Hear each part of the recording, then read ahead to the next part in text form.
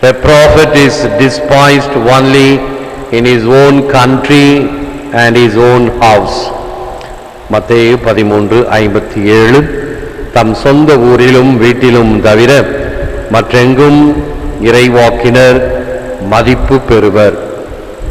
கிறிஸ்து வழங்கும் வாழ்வு தரும் நற்செய்தி. கிறிஸ்துவே உமக்கு புகழ். இயேசுவில் அன்பார்ந்த சகோதர சகோதரி, அன்பார்ந்த தொலைக்காட்சி நேய விசுவாசிகளே, இயேசு மாகாவியத்தில் சொல்லப்படுகின்ற அருமையான வரிகள். விமர்சனம் என்பது பிரபல்யத்திற்கு விதிக்கப்படும் வரி, புரிதலின் தோல்வி, புகழின் பாதையில் நிகழும் வழிப்பறி. விமர்சனம் என்பது கரிசனமோ தரிசனமோ அல்ல. இந்த உலகத்தில் எது மிக மிக விலை குறைவு, சீப் அட்வைஸ், யாருக்கு யார் வேணாலும் அட்வைஸ் கொடுக்கலாம். அது குறைபாட்டை பற்றியோ அல்லது வேறு தங்களுடைய பெருமைகளை பற்றிய தம்பட்டமோ ஏதாவது ஒரு வகையில் தான் அமைகிறது. இயேசுவை பற்றிய பல வகையான பெயருக்கும் புகழுக்கும் குறைவை தரக்கூடிய, இழுக்கை தரக்கூடிய வகையில் சொல்லப்பட்டதை நாம் பார்க்கிறோம். இவர் தச்சன் மகன் அல்லவா, இப்படி சகோதரிகள் நம்மோடு இருந்தார்கள் அல்லவா, மரியாயின் மகன்தானே என்றெல்லாம் பேசப்பட்ட வார்த்தைகள் அவரை மக்கள் நாடி தேடி சென்று நலம் பெற்று செல்வதை பார்த்த பொறாமையினால், வயிற்றெரிச்சலினால், தங்களுக்கு அப்படிப்பட்ட ஒரு புகழ் கிடைக்கவில்லையே, இவருக்கு கிடைக்கிறதே என்று சொல்லப்படுகின்ற புகழின் பாதையில் நிகழும் வழிப்பறி, புரிதலின் தோல்வி, இயேசுவை புரிந்து கொள்ளாத தன்மை, பிரபல்யமாக இருப்பதினால் அவருக்கு விதிக்கப்பட்ட வரி எல்லாம் முழுவதுமாக இயேசுவுக்கு பொருந்துகிறது. ஆக நம்முடைய பேச்சு பல சமயங்களில் பிறரை குழி தோண்டி புதைக்கக்கூடிய வகையில் அமையலாம், நற்பெயரை களங்கப்படுத்தலாம், அல்லது பிறரை தவறாக புரிந்து கொள்வதற்கு வழிவகுக்கலாம். யாகாவராயினும் நா காக்க, காவாக்கால் சோகாப்பர் சொல்லெழுக்கப்பட்டு, நாவை காக்க வேண்டும். நம்முடைய சொற்கள் உள்ளத்தின் பிரதிபலிப்பை காட்டுகின்ற சொற்கள்.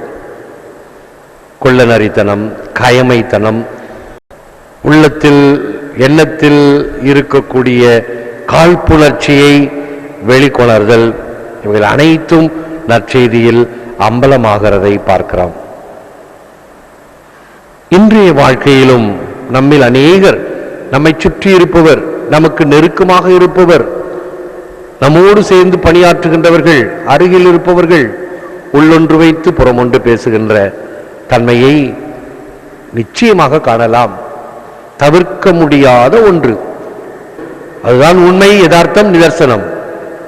ஆனால் நம்முடைய முன்னாள் போப்பாண்டவர் blessed pope John Paul, we are called to become priests of creation. நாம் அழைக்கப்பட்டிருக்கிறோம் நன்மைத்தனத்தை உருவாக்குவதற்கு, புதிய படைப்பை உருவாக்குவதற்கு அழைக்கப்பட்டிருக்கிறோம். எனவே அந்த புதிய படைப்பு எங்கிருந்து ஆரம்பமாக வேண்டும்? நம்மிலிருந்து ஆரம்பமாக வேண்டும், நம் உள்ளத்திலிருந்து ஆரம்பமாக வேண்டும். அப்படி ஆரம்பமாகும் பொழுது நம்முடைய நோக்கு, நம்முடைய பார்வை, எண்ணம் எதை பார்க்கிறோம்?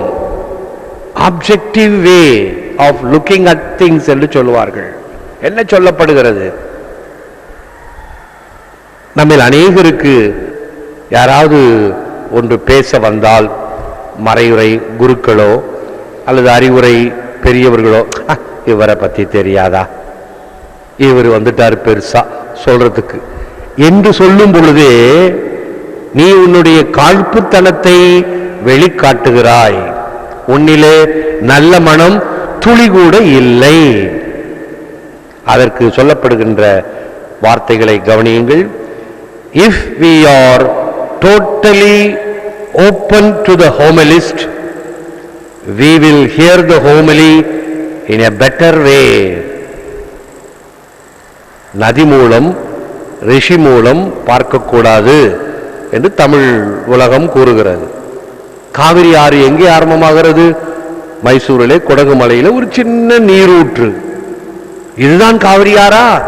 ஆம், அதுதான் காவிரி ஆறு. இங்கிருந்து ஆரம்பமாகி பிரவாகமாக பெருக்கெடுத்து பிரம்மாண்டமாக செல்வது. தொடக்கம் மிக சிறிய எளிய இடத்தில், நதி மூலம் ரிஷி மூலம், சாதாரண குடும்பத்திலே, சாதாரண ஊரிலே, சாதாரண பெற்றோருக்கு பிறந்த பிள்ளையாக இருக்கலாம். வணங்கக்கூடிய வகையில மிக பிரசித்தி பெற்றவர்கள் நிறைய பேர் உண்டு. சமுதாயத்தில் கூட அப்துல் கலாம் இன்னும் பல பெரியவர்கள், சர் சி வி ராமன், இவர்களெல்லாம் தெருவிளக்கிலே படித்த பிள்ளைகள்.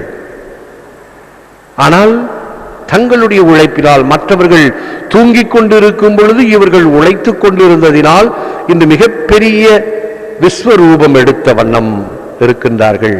அவருடைய உழைப்பு. ஒரு மறைபொழிவை, மறையுரையை கேட்கும் பொழுது யார் பேசுகிறார் என்று நீ நோக்காதே, மாறாக என்ன சொல்லப்படுகிறது என்று பார். அன்று இயேசு சொன்னதை கேட்டார்களா? இல்லை.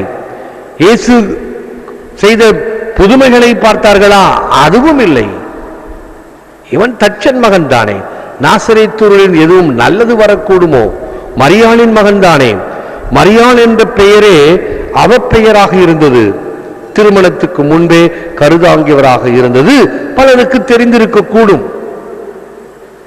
ஆகவே அதை கொச்சைப்படுத்தி இப்படி வார்த்தைகள் உருவாக இருந்ததே.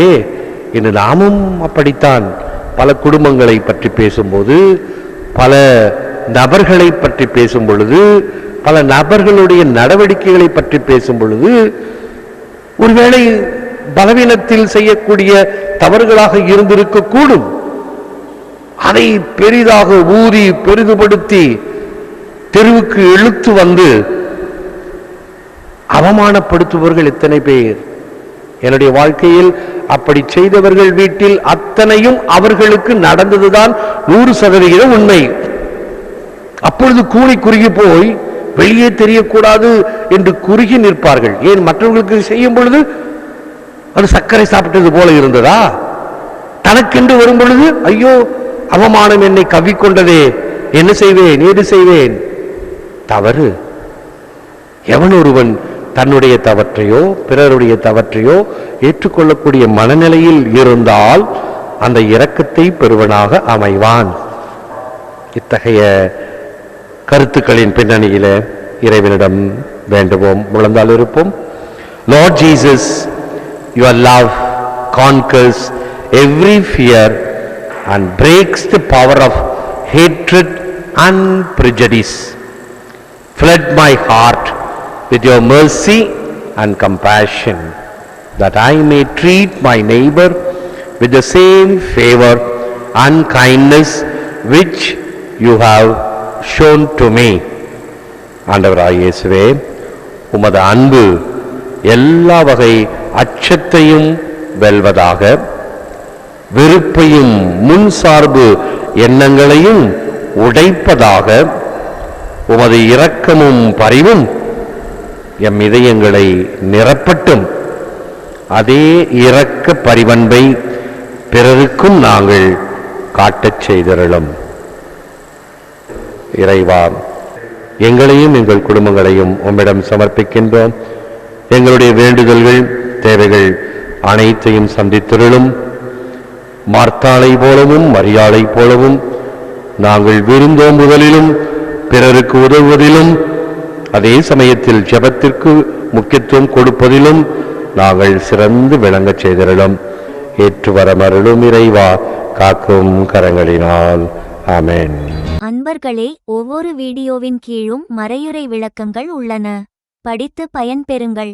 நன்றி. வணக்கம்.